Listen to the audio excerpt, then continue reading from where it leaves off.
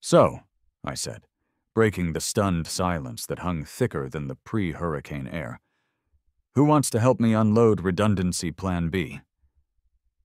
5 pairs of eyes swiveled from the mangled heap of plastic and copper on the driveway to me, then to my garage door, as if expecting a squadron of commandos to rappel down from the roof. George, a retired postal worker whose face was currently the color of a faded postage stamp, just blinked.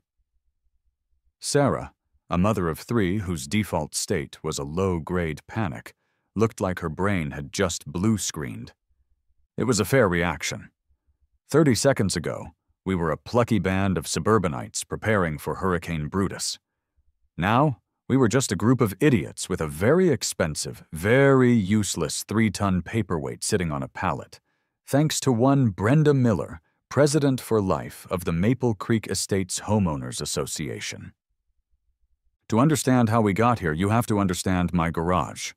3 months ago, I was a senior systems engineer for a major aerospace contractor. My job, in essence, was to imagine the absolute worst-case scenario, then imagine something worse, and then design a system that could survive both.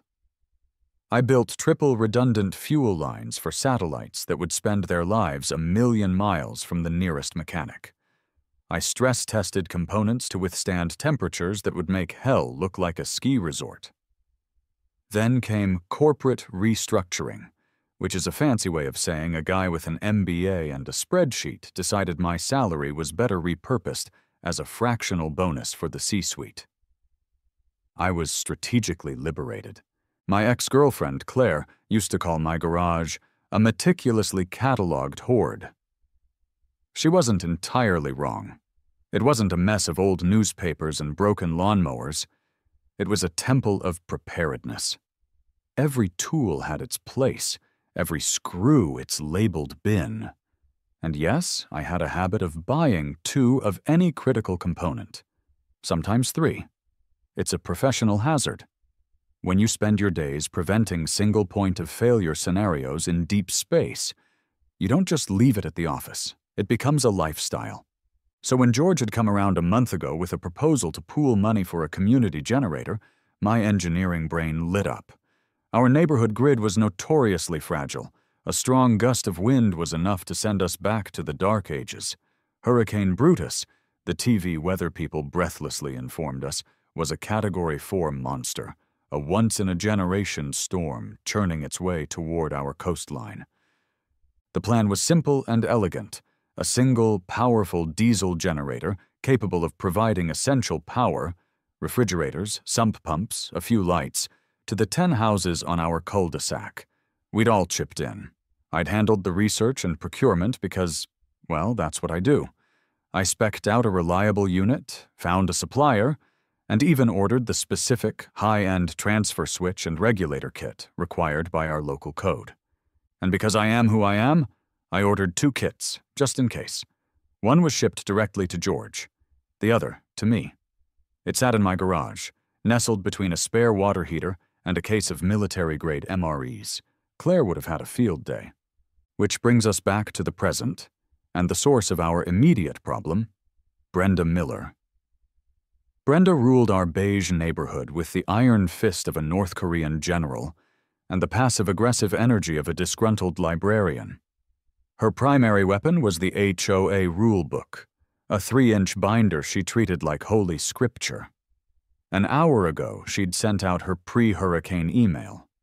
It wasn't about securing patio furniture or checking on elderly neighbors.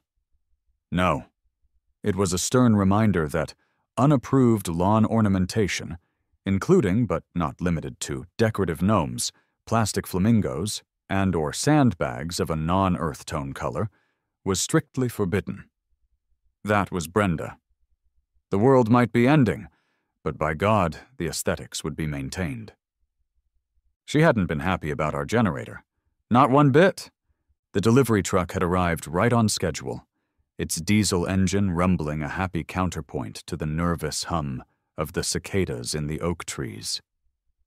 The air was thick and syrupy, the kind of heavy stillness that precedes a violent storm. We were all out there, me, George, Sarah, and Ken, a quiet IT guy who mostly communicated in shrugs and mumbled acronyms. The driver, a cheerful guy with a sweat-stained trucker hat, expertly lowered the massive pallet onto George's driveway.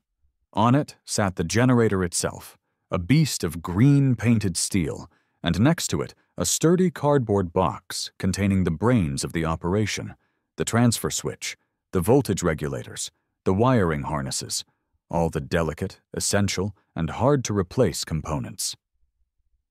"There she is," George said, beaming like a proud father. "Maple Creek's ticket through the storm." Sarah let out a sigh of relief. "I can already hear my fridge not turning into a science experiment. Thank you, Alex. I don't think we could have figured this out without you." I gave a modest shrug. "Just read the manual. It's good to have a plan." That's when we heard it. Not the distant rumble of thunder, but a sound far more ominous in our neighborhood. The high-pitched electric whine of an approaching golf cart. Brenda Miller's golf cart, which she'd christened the Adjudicator in a moment of spectacular self-importance, crested the gentle slope of the street and glided to a silent stop at the end of George's driveway. She was dressed in a pastel pink polo shirt and crisp white capris, an outfit utterly at odds with the impending apocalypse. She held a clipboard to her chest like a ballistic shield. "George," she said, her voice carrying an edge of practiced disappointment. "What is this industrial eyesore?" George, ever the diplomat, smiled weakly. "It's the community generator, Brenda, for the storm. We're just getting ready to install it." Brenda's eyes narrowed. She took a single, deliberate step onto the driveway, as if entering a hazardous contamination zone. "My inbox is conspicuously silent on any architectural review committee request for this apparatus." "It's an emergency generator, Brenda," Sarah chimed in, her voice tight with frustration. "There's a hurricane coming." "The bylaws," Brenda said, tapping her clipboard with a perfectly manicured finger, "make no exception for meteorological events. This is a clear violation of Bylaw 17, Section C, Subsection IV, Prohibition of Unhoused Mechanical Equipment. It is also an aesthetic affront." I had to bite my tongue to keep from asking if a tree through her roof would also be considered an aesthetic affront. "We're building a concrete pad and a sound-dampening enclosure for it," I said, trying to inject some calm, engineering logic into the conversation. "It will be fully compliant with local noise ordinances and HOA regulations once installed." Brenda's gaze flicked to me. It was like being scanned by a Terminator, but one programmed for violations in lawn maintenance. "Mr. Jensen, your tenure here has been brief, but already marked by a certain disregard for community standards. I'm referring, of course, to the unapproved satellite dish you installed last month." "It's a high-gain antenna for amateur radio," I corrected her. "A vital communication tool in an emergency. And it's shielded by the chimney, making it invisible from the street, as per your own regulations." She waved a dismissive hand, the argument's facts being an inconvenience to her narrative of power. "The point is, this entire project is unauthorized. It will accrue a fine of $50 per day until it is removed." George's face was turning a blotchy red. "Brenda, be reasonable. This is for everyone's safety, for Sarah's kids." "Safety does not supersede the covenants you agreed to when you purchased your home," she sniffed, her voice dripping with condescension. Her eyes then fell upon the cardboard box of components. It was the linchpin of the entire operation. Without it, the generator was just an engine that made noise. She zeroed in on the shipping labels and the electrical warning symbols. "And what is this?" she demanded. "Those are the installation parts," I said slowly. "They're delicate electronics." A strange, triumphant gleam appeared in her eyes. It was the look of someone who had found the perfect, unassailable loophole to assert their dominance. "This entire installation is illegal," she declared, her voice rising. "Therefore, this equipment is evidence of an unauthorized modification. As president of the board, I am confiscating this contraband pending a full review at the next quarterly meeting." Before any of us could process the sheer absurdity of what she'd just said, she acted. With a surprisingly strong shove, she pushed the heavy cardboard box. It teetered on the edge of the wooden pallet for a heart-stopping second. Ken let out a small, strangled gasp. I lunged forward, but it was too late. The box toppled, falling 3 feet onto the hard concrete of the driveway. It didn't just thud. It landed with a sickening, expensive-sounding crunch. A sound of shattered plastic, bent metal, and cracked circuit boards. The bottom of the box split open, spilling a cascade of broken green plastic and glittering copper wire onto the ground. Silence. The cicadas stopped their buzzing. The wind died. For a moment, the only sound was the distant, mournful wail of a single car alarm Brenda's shove had apparently set off. She looked down at the wreckage she'd created, not with remorse, but with a smug finality. She had won. She had enforced the rules. "The fine notices will be in your mailboxes by noon," she said, her voice crisp and clear in the heavy air. She turned, climbed back into the adjudicator, and glided away, leaving us standing in the ruins of our meticulously planned salvation. George stared at the broken parts, his shoulders slumping in utter defeat. "It took 6 weeks to get that specific kit," he whispered, his voice hoarse. 6 weeks. The storm will be here in 2 days. We're ruined." Sarah put her hands to her face, and I could see her composure finally cracking. Panic began to ripple through our small group. This was it. The single point of failure. The one thing I hadn't accounted for was pure, malicious, clipboard-fueled insanity. Except I had. I took a deep breath, the smell of ozone and impending rain filling my lungs. I rubbed the bridge of my nose, a familiar gesture when dealing with catastrophic yet predictable system failures. "Give me a minute," I said. I turned and walked toward my house, my footsteps unnervingly loud in the quiet. I hit the button on my garage door opener. The door rumbled upward, revealing the neat, orderly sanctuary within. My temple of preparedness, my meticulously catalogued hoard. I walked past the shelves of labeled bins, past the spare sump pump, past the wall-mounted rack of tools, and there it was, sitting on a low shelf, pristine and untouched. A sturdy cardboard box, identical to the one now bleeding its electronic guts onto George's driveway. I hefted it was heavy, and placed it gently onto a wheeled dolly. I rolled it out into the glaring, humid daylight.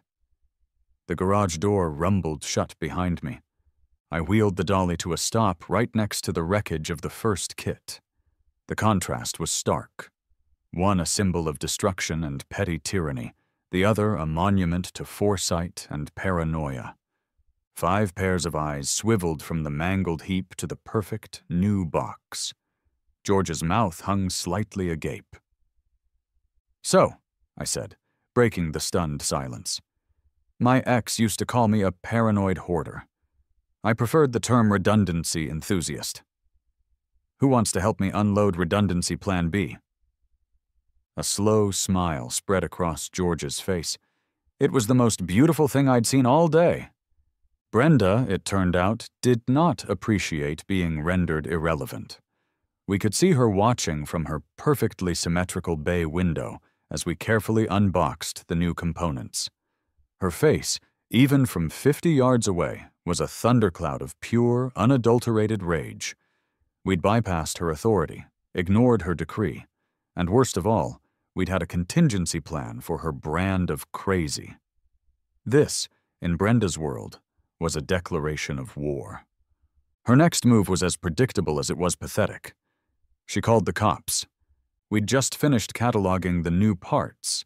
Everything was there, pristine and perfect, when a police cruiser rolled slowly down our quiet cul-de-sac. It pulled up to the curb, its lights not flashing, which I took as a positive sign. 2 officers got out. They did not look happy. One was older, with a weary face that suggested he'd seen every flavor of human stupidity and was tired of all of them. The other was younger, fitter, with an air of professional detachment.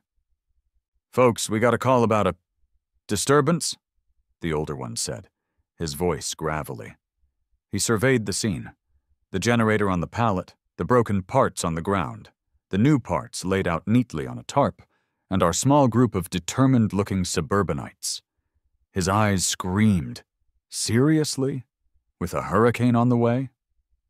Brenda marched across her lawn, clipboard in hand, ready for her moment. "Officers, thank heavens you're here!" she exclaimed, her voice pitched to a level of high drama. "I am Brenda Miller, president of the Maple Creek Estates Homeowners Association.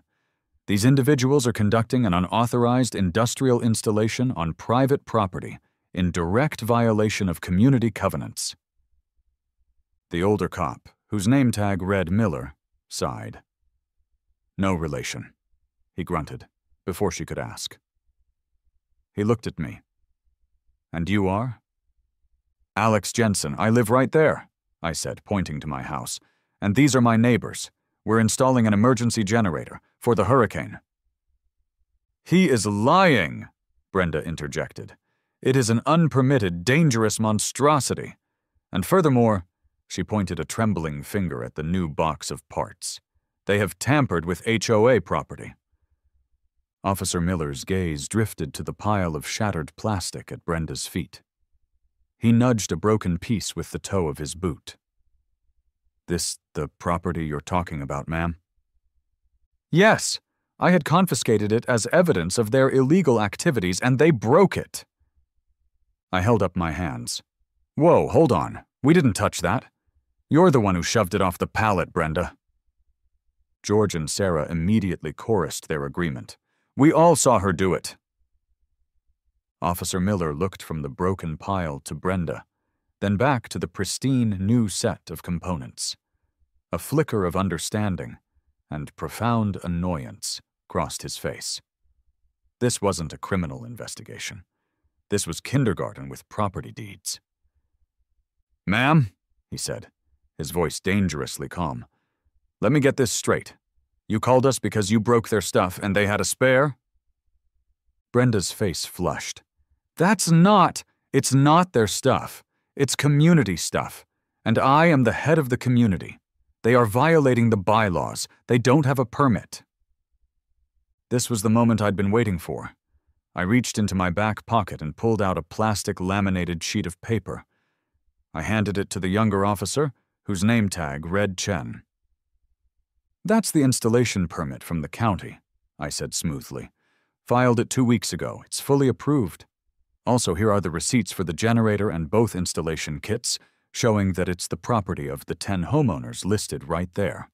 And just for fun, I've also printed out a copy of State Statute 720.3035, which explicitly states that homeowners associations cannot prohibit the installation of emergency equipment, including generators." Officer Chen took the documents, his eyebrows rising slightly as he scanned them. He showed the permit to Officer Miller, who read it, then looked at Brenda. The look on his face was the kind of weary disappointment a father gives a child, who just tried to blame the dog for drawing on the walls with a permanent marker. "Well, ma'am," Officer Miller said, handing the papers back to me, "it appears everything here is in order. This is a civil matter. It's between you and your neighbors." "A civil matter?" Brenda shrieked. "He's turning this neighborhood into an industrial park. What about the noise, the danger?" "The unit's decibel rating is well within legal limits, as noted on the permit," I said, tapping the paper. "And the fuel will be stored in an approved, grounded container inside a vented enclosure, also as noted on the permit. I'm an engineer. I do my homework." Brenda was sputtering, her arguments dissolving against the cold, hard wall of my preparedness. But the covenants, the aesthetic integrity of the community. Officer Miller finally lost his patience. Ma'am, in about 36 hours, a 100-mile-per-hour wind is going to be redecorating this entire county. The aesthetic integrity of your neighborhood is about to be the least of your problems. We have downed trees to prepare for, evacuation routes to secure, and actual crimes to deal with. We are not HOA rule enforcers. He turned to us. Good luck with the storm, folks. Try to stay out of trouble. He and Officer Chen walked back to their cruiser, leaving Brenda standing on the asphalt, her clipboard hanging limply at her side. Her ultimate weapon, the appeal to a higher authority, had been a dud. The system she revered had failed her. She looked small and powerless, a queen whose subjects had just discovered she had no clothes. She shot me a look of pure, undiluted hatred, a look that promised this was far from over. Then she turned and marched back to her beige castle, defeated for now. As the cruiser pulled away, George clapped me on the back, a huge grin on his face. "Alex, my boy, that was beautiful, a thing of beauty." Sarah was laughing, a sound of genuine relief. "I wish I had a picture of her face when you pulled out that laminated permit." "Lamination adds a certain gravitas," I said with a straight face. The first round was ours. But I knew Brenda. She wasn't just going to give up. The police hadn't worked, so she would turn to the other weapons in her arsenal: fines, violations, and the full, crushing weight of the HOA bureaucracy. The race against Hurricane Brutus was also a race against Hurricane Brenda, and I had a feeling the latter might be the more destructive force. The next step was beyond our DIY capabilities.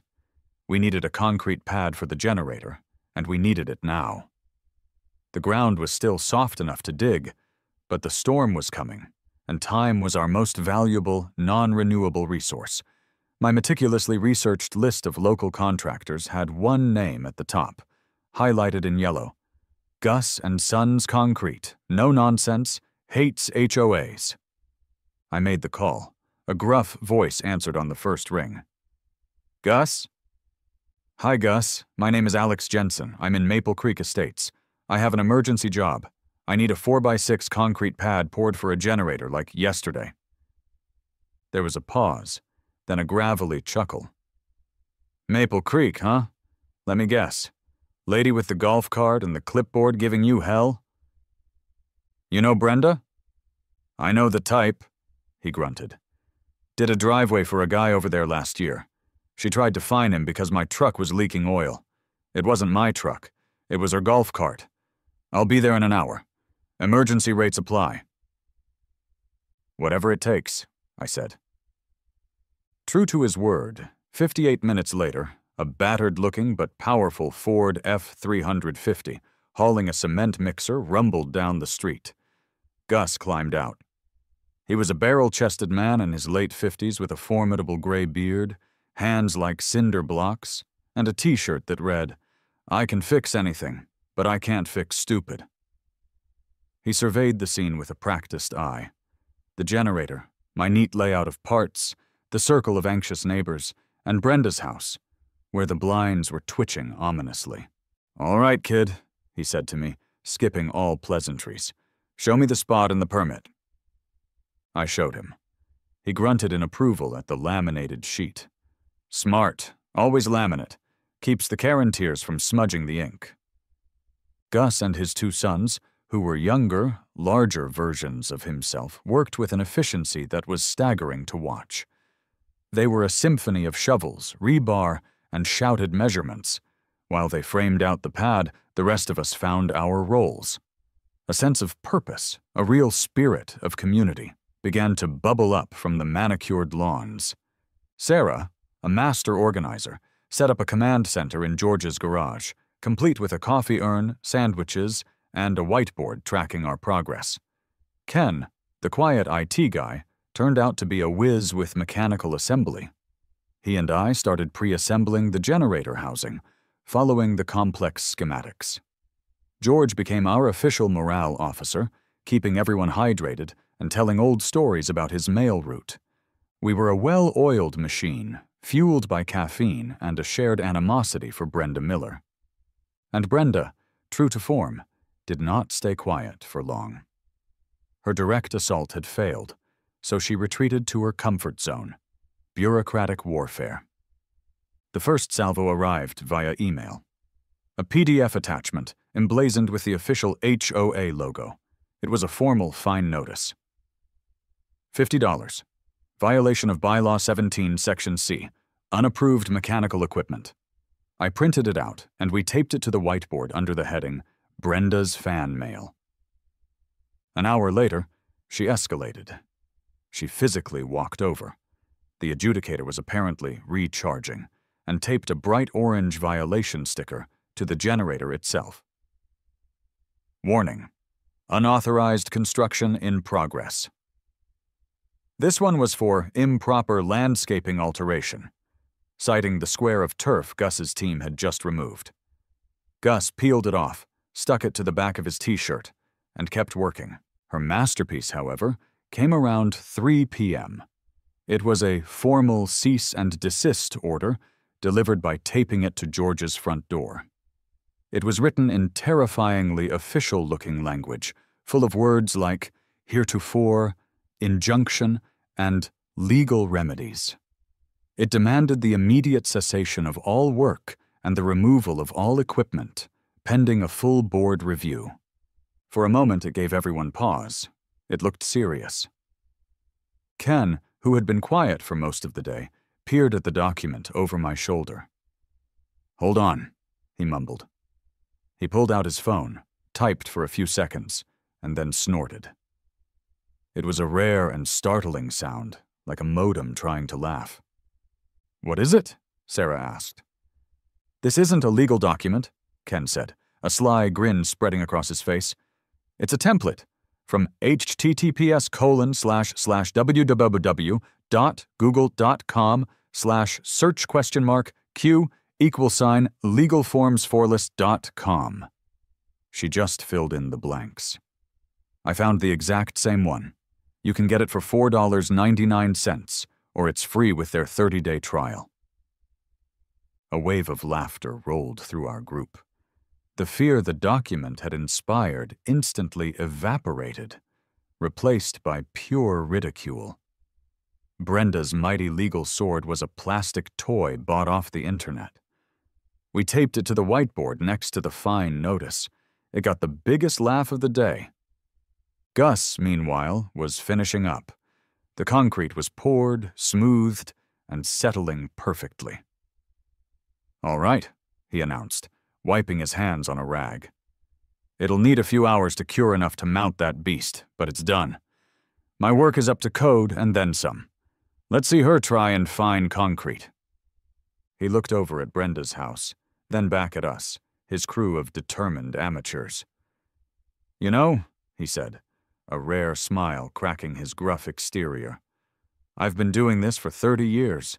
Seen a lot of HOA nonsense, but I've never seen a bunch of folks get their act together this fast. You guys are all right." Coming from Gus, it felt like being awarded a medal. The sun was beginning to dip below the horizon, painting the undersides of the ominous storm clouds in shades of orange and purple. The air was getting cooler, the wind starting to pick up. We had our foundation, our parts, and our team. But Brenda's paper assault, while laughable, was a sign of her desperation. And a desperate Brenda was a dangerous Brenda. I had a feeling her final act was yet to come. Brenda's final gambit was a stroke of pathetic genius.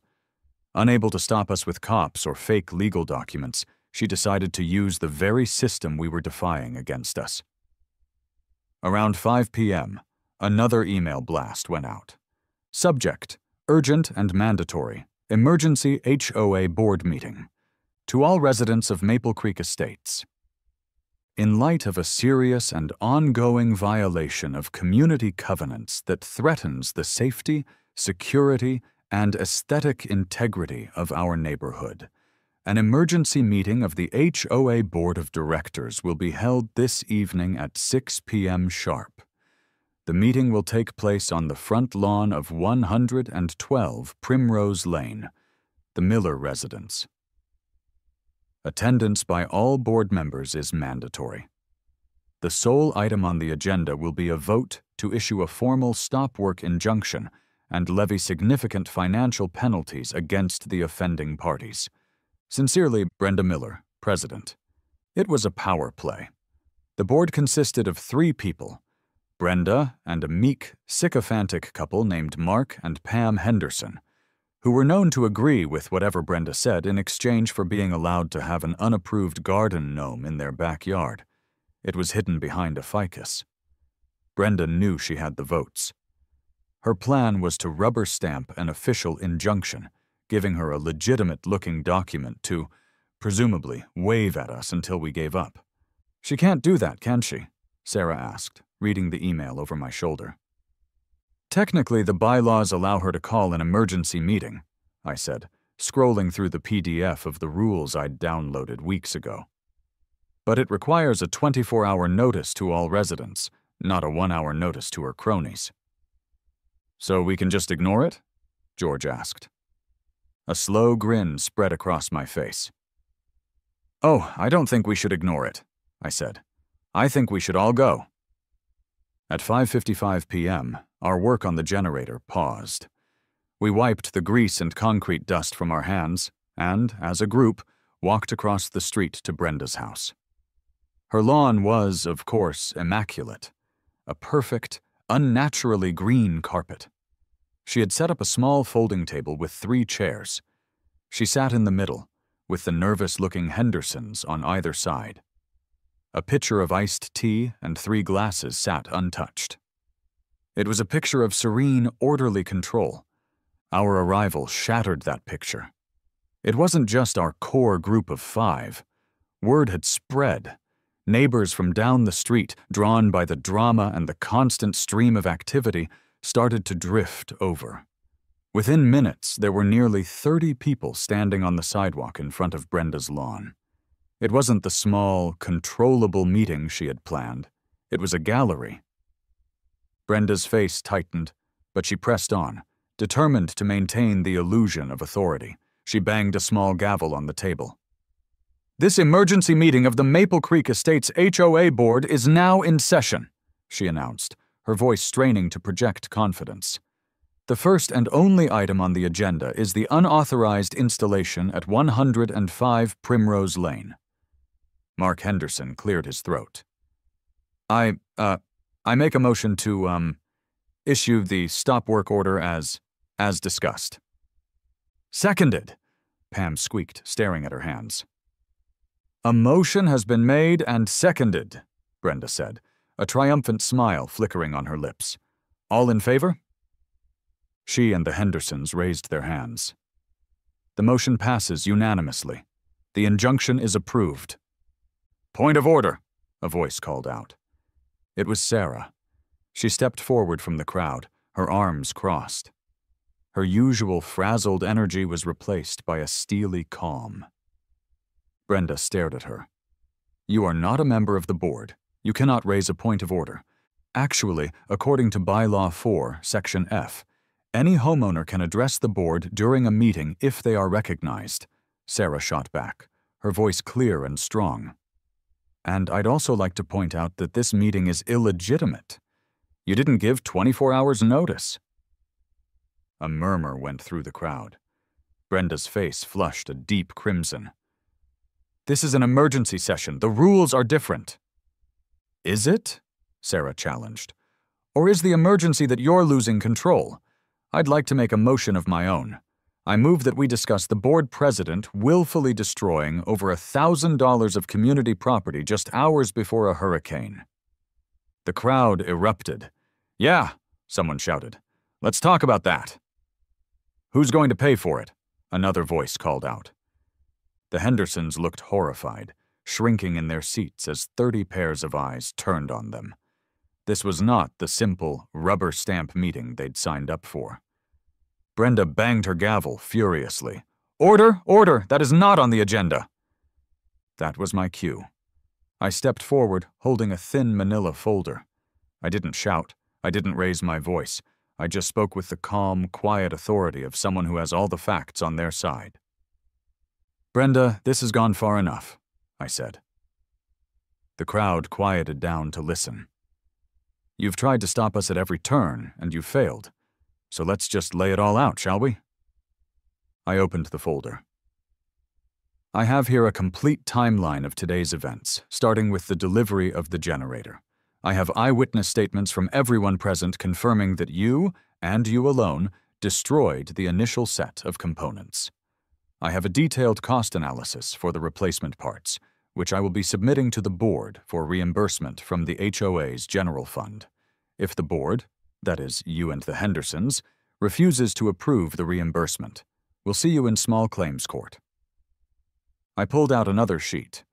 I also have, as you've seen, the county permit and the state statute proving this installation is perfectly legal. What you're doing is not just a violation of state law, but your actions today have actively endangered the residents you're supposed to be serving. I looked directly at the Hendersons, whose faces had gone pale.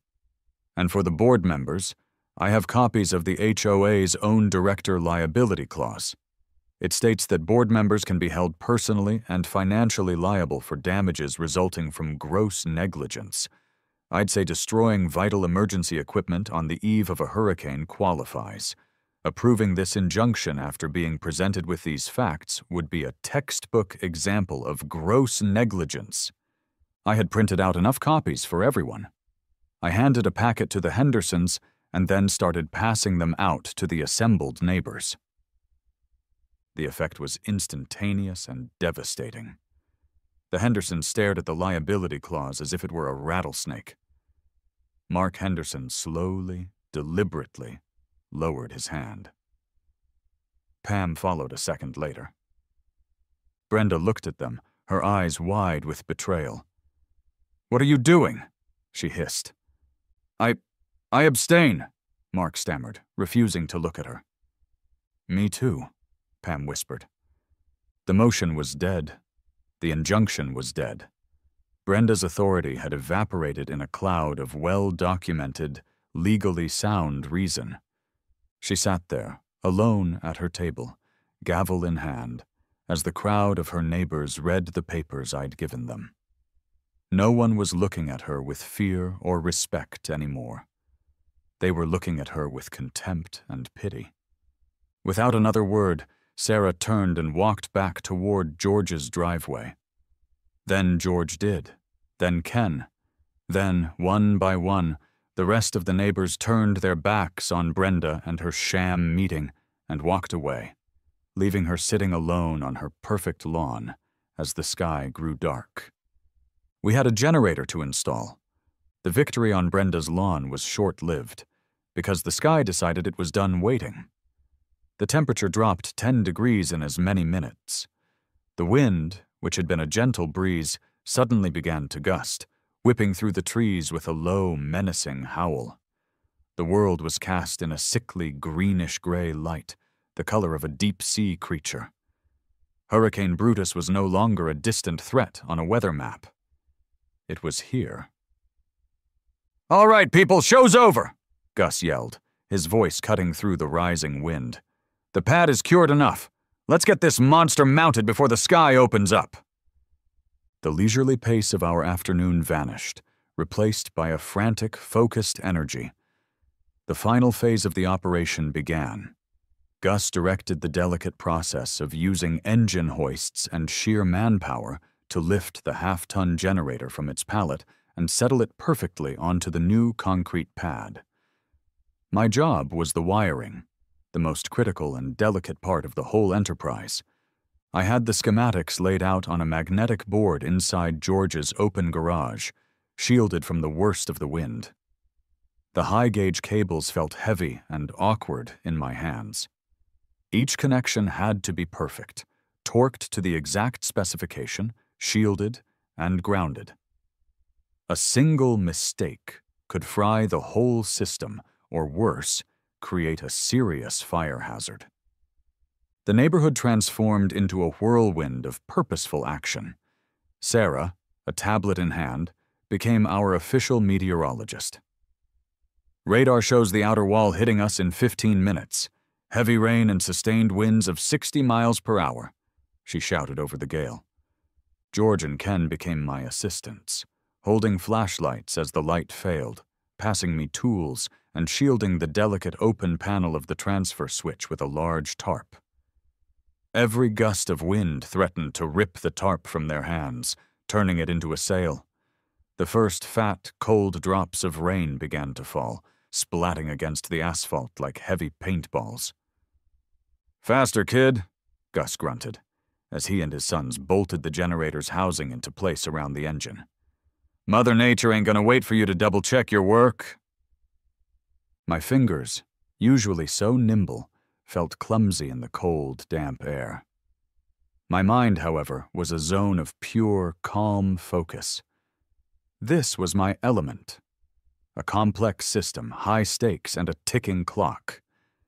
It was just like a launch sequence, only with more wind and less rocket fuel.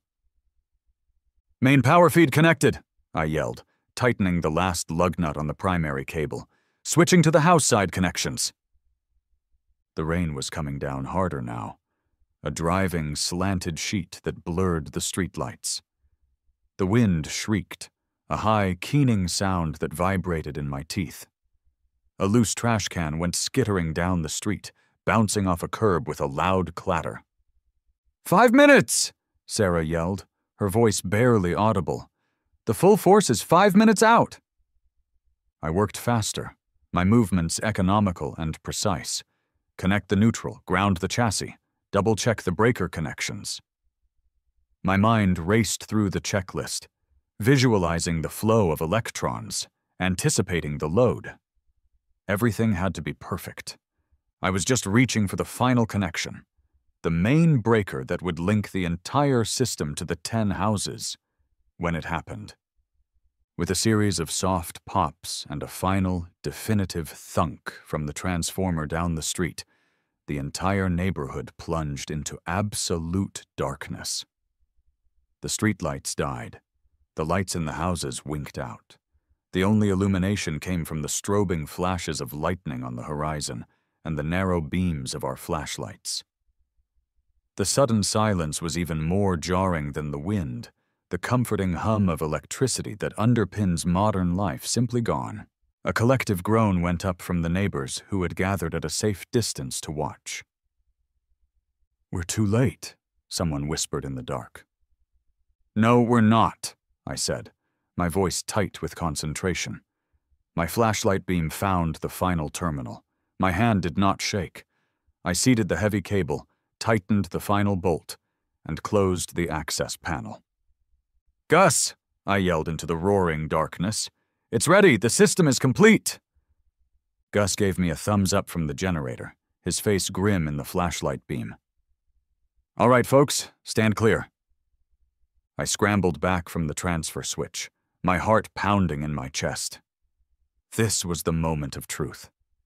All our planning, all our work, all our defiance against Brenda had led to this single, binary event. It would either work, or it wouldn't. In the eerie, wind-swept darkness, I saw Gus's silhouette reach for the main transfer switch. It was a large, industrial lever. He gripped it with both hands and threw it. The sound of the heavy switch seating into place was a solid, satisfying ker-chunk that seemed to cut through the howl of the storm. For one long, agonizing second, nothing happened. The darkness remained absolute. The only sound was the wind. Did I miss something? A loose connection? A bad ground? Then, a low rumble started from the green steel box.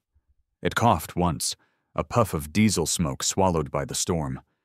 The engine turned over, caught, and settled into a smooth, powerful hum. It wasn't a roar. It was a deep, reassuring thrum of controlled power. A single light flickered on in George's living room window, then another in Sarah's house next door, then Ken's porch light, One by one, like a string of defiant Christmas lights, the houses on our cul-de-sac came to life. Light spilled from windows, pushing back against the oppressive, stormy darkness. A massive cheer erupted from the assembled neighbors. It was a wild, joyous, primal sound of victory, a roar of defiance hurled directly into the teeth of the hurricane. We hadn't just made electricity. We had made light in the darkness. We had taken control. We had won. The storm raged for the next 8 hours, a relentless assault of wind and water. Tree limbs cracked and fell with sounds like cannon shots. Rain hammered against the windows, driven sideways by winds that sounded like a freight train perpetually passing just outside. But inside George's garage, which had become our impromptu community storm shelter, it was an island of calm and light. The generator hummed away steadily out on its new concrete pad, a faithful metal heart pumping lifeblood into our homes. A string of work lights illuminated the garage, where a coffee pot was bubbling merrily on a folding table. Sarah's kids were asleep on a pile of blankets in the corner, oblivious to the tempest outside, their nightlights glowing softly in their rooms at home. Ken had managed to get a small TV working, and we watched the news reports of widespread power outages and flooding, feeling like we were in a completely different world. Gus and his sons, having decided it was safer to ride out the storm with us than to try and drive home, were drinking coffee and swapping stories with George. There was a deep, easy camaraderie in the room. We weren't just neighbors anymore. We were a team. We had faced down a storm, both meteorological and human, and had come out the other side stronger. Every so often, I'd walk to the edge of the garage and look out into the maelstrom. Our cul-de-sac was a small, defiant pocket of civilization in a world gone dark and chaotic. Every other house as far as the eye could see was plunged into blackness. And then there was Brenda's house. It was the blackest hole of all, a monument to pride and isolation. Her meticulously curated landscape lighting was dark. Her security system was dead. The automatic electric gate to her driveway was stuck half open, skewed at a pathetic angle where the wind had caught it. As I watched, a river of rainwater, overflowing from the storm drains, began to pour down her perfect lawn, heading directly for her foundation. Her sump pump, I knew, was electric. Without power, it was just a piece of plastic in a hole. I felt a brief, surprising flicker of pity for her, sitting alone in the dark, her perfect world literally flooding around her.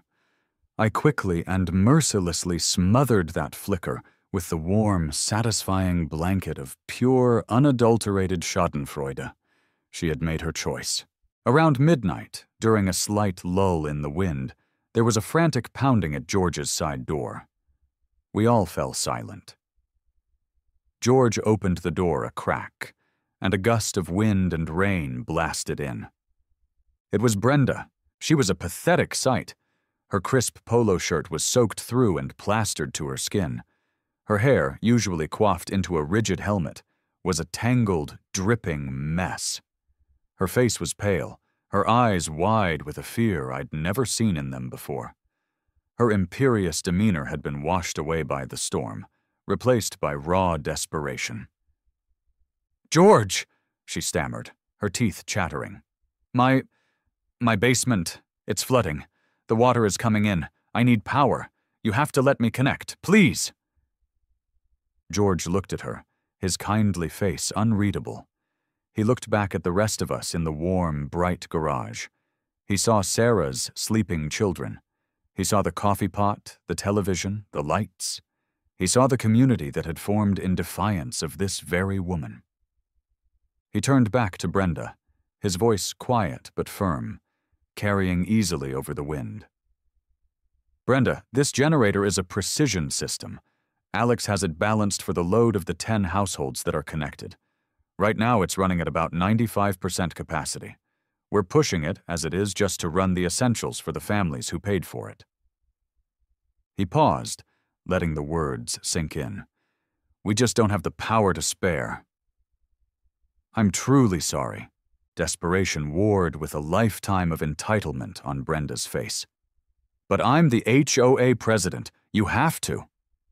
Not anymore, you're not, Gus grunted from behind George. You're just a lady with a wet basement. It was a cruel line, but it was the truth. In this new reality, her title meant nothing. Power wasn't a matter of bylaws and clipboards anymore. It was a matter of kilowatts and amps, and she had none.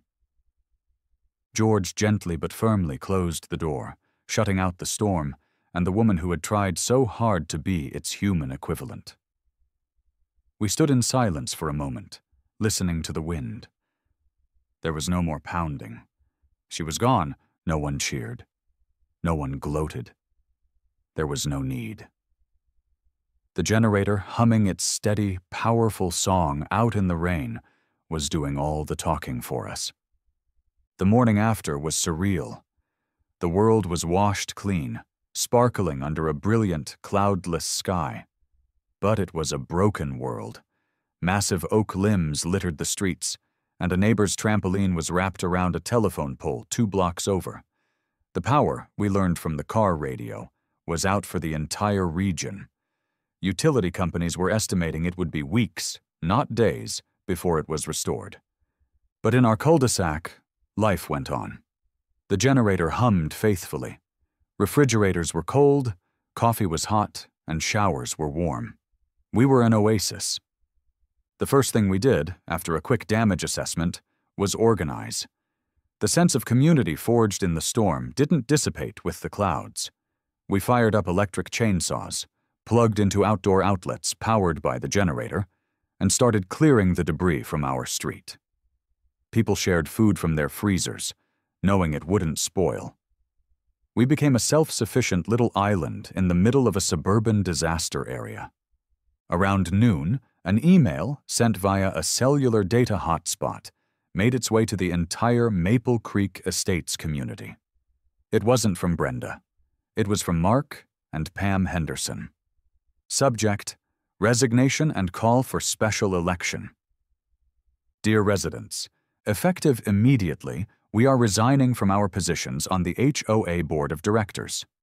The events of the past 48 hours have made it clear that the current leadership has not acted in the best interests of the community.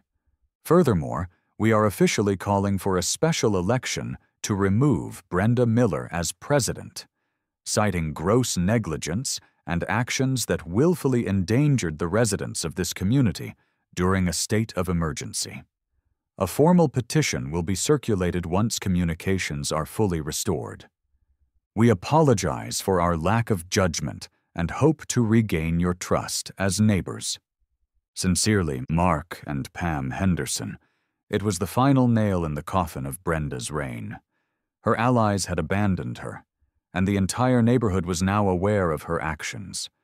Her power was officially gone. A week later, the rest of the town was still dark.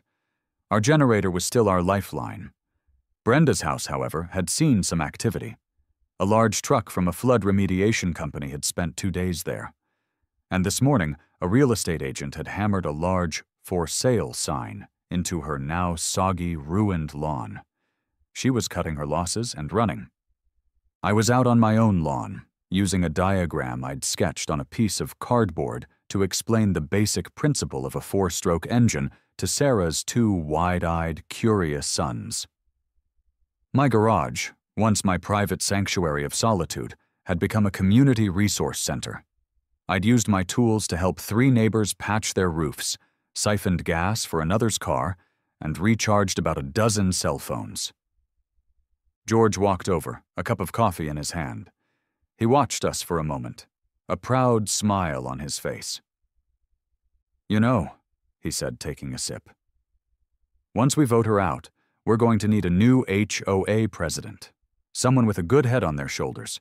Someone who actually reads the bylaws before trying to weaponize them. He looked pointedly at me. I laughed and shook my head, looking back at my open garage door. It was a bit messier now, a bit more chaotic. but it felt more alive than it ever had before. My meticulously planned, orderly, redundant life had been completely upended. And I'd never been happier. "Let's just get the power back on first, George," I said, smiling. "One crisis at a time." He clapped me on the shoulder. I had a feeling my days of quiet, solitary tinkering were over. I may have lost my job designing systems for outer space, but I'd accidentally found a new one right here on Earth, building a community, one redundant part at a time.